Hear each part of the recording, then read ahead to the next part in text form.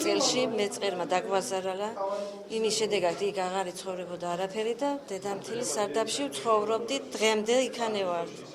და ღმერთს მადლობა, რომ ახალმა მთავრობამ შეგვიცოდა თუ რაღაც იყო, დინის პატრონი გაგხადა და კმაყოფილიც ვართ. ჩვენ თავიდან რომ ამბობთ, რომ ეს იყო განკუთვნილი ხელვაჩაურის და ქობულეთის ეკომიგრანტებისთვის და დღეს 75 ოჯახი შესახლდა ერთად ამ ორ კორპუსში. კიდევ მინდა გითხრათ, რომ პარალელურად ამისა ჩვენ ამ პროექტს ვაგრძელებთ.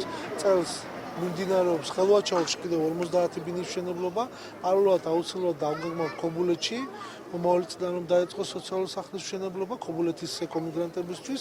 შექმნილი არის სამთავრობო კომისია, შემდეგ სამთავრობო კომისია რეკომენდაციას უწევს იმ ოჯახებს, ვინც არის სტიქიის შედეგად დაზარალებული და ადგილზე არ შეიძლება სახლის მშენებლობა და შემდეგ გადაეცემა მთავრობის თავმჯდომარე სამთავრობო კომისიის გადაწყვეტილება და სამთავრობო კომისიის გადაწყვეტილებით უკვე გადაეცემათ ეკომიგრანტებს საკუთრებაში.